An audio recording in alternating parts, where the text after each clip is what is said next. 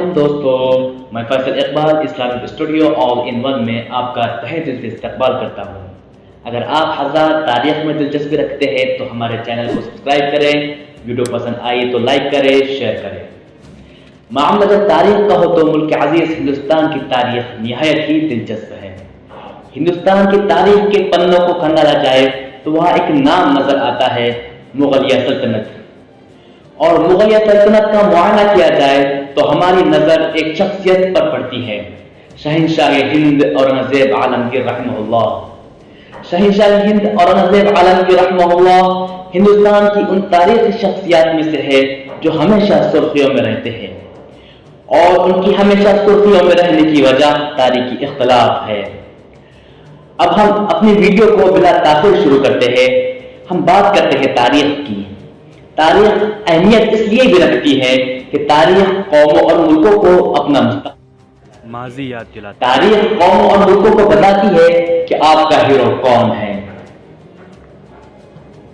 لہذا ہم بات کریں گے شہنشاہ ہند اورنگزیب عالمگیر کے بارے میں۔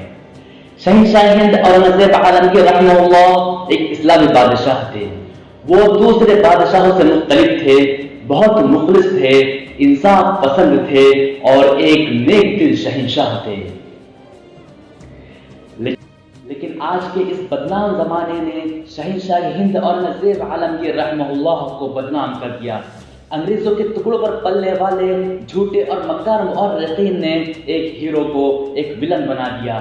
اس عظیم الشان شخصیت نے جس نے ہندوستان کو سونے کی چڑیا کا خطاب دلوایا، ایک لٹیرا بنا دیا۔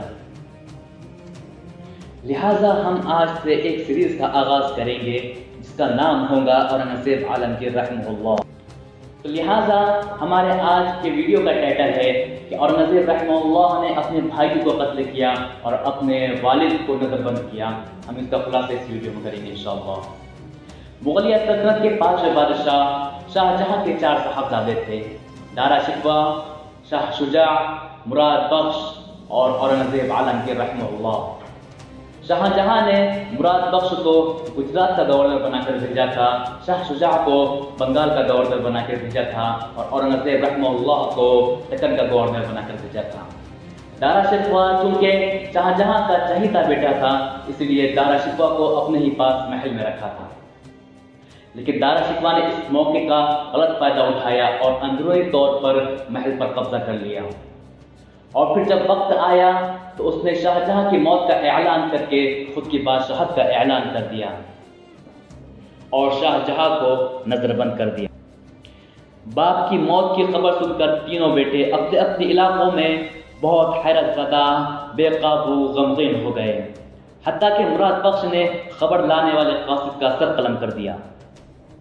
بلا شبہ دارا شکوہ نہایت عیاش اور بددین اور ناقابل بادشاہت تھا، اس لیے اورنگزیب عالمگیر رحمہ اللہ اور مراد بخش نے اس کے خلاف بغاوت کا اعلان کر دیا اور جنگی تیاریاں شروع کر دی۔ بلا شبہ اورنگزیب عالمگیر اور مراد بخش نہایت جنگی مہارت رکھتے تھے۔ انہوں نے دارا شکوہ کے لشکروں کو مختلف جگہوں پر مختلف اوقات میں شکست دی۔ شکست کی خبر سن کر دارا شکوہ دہلی فرار ہو گیا اور محل سے بھاگ گیا۔ پھر وہ ہوا جو نہیں ہونا چاہیے تھا۔ مراد بخش نے غداروں کی باتوں میں آ کر شہنشاہ ہند اورنگزیب عالمگیر سے بغاوت کا اعلان کر دیا۔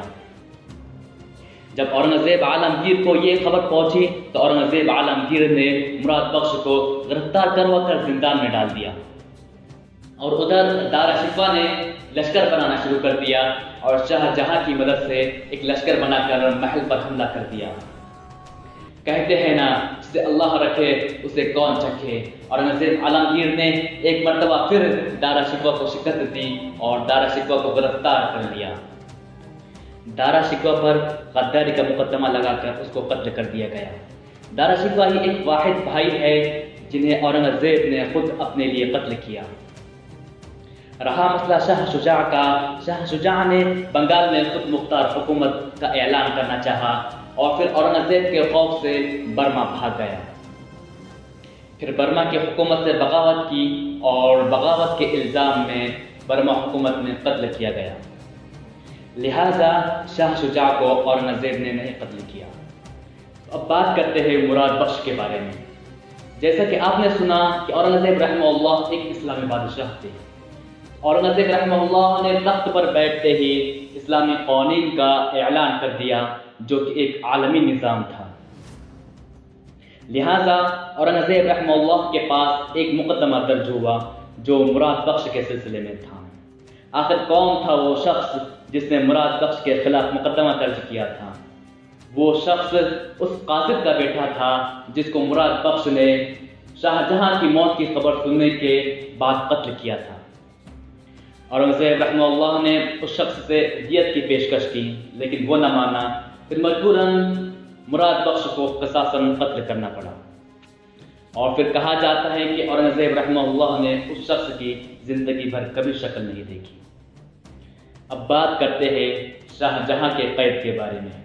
تو جیسا کہ آپ نے سنا، شاہ جہاں کو اورنگزیب نے نہیں بلکہ دارا شکوہ نے قید کیا تھا، لیکن اورنگزیب رحمہ اللہ نے ان کو رہا بھی نہیں کیا۔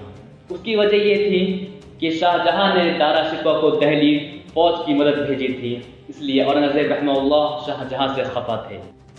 لیکن اورنگزیب رحمہ اللہ اپنے فرزند ہونے کا پورا حق ادا کرتے، وقت بوقت خدمت میں حاضر ہوتے، اور اورنگزیب رحمہ اللہ حافظ بھی شاہ جہاں کی خواہش پر بنے تھے۔ لہٰذا یہ تھے انگریز کے پلے کے گھڑے ہوئے الزامات کے جوابات۔ آپ اس پر یقین کریں یا نہ کریں، یہ آپ پر ہے، لیکن میں بس اتنا ہی کہنا چاہتا ہوں، یہ ان لوگوں کی لکھی ہوئی تاریخ ہے، ان علماؤں کی لکھی ہوئی تاریخ ہے جس کے پیغمبر کہتے ہیں کہ مومن ہر کوئی ہو سکتا ہے، جھوٹا نہیں ہو سکتا۔ اور جو لوگ اورنگزیب رحمہ اللہ پر الزام لگاتے ہیں انہوں کو آپ خود ہی دیکھ لیجئے۔ گائے کا گوبر جو ہوتا ہے وہ کوہ نور ہیرے سے بھی زیادہ مہنگا ہوتا ہے۔ اب میں آپ سے اجازت چاہتا ہوں، انشاءاللہ پھر ملاقات ہوں گی اگلے ایپیسوڈ میں جس کا ٹائٹل ہے کہ اورنگزیب نے واقعی مندریں توڑی۔ اللہ حافظ۔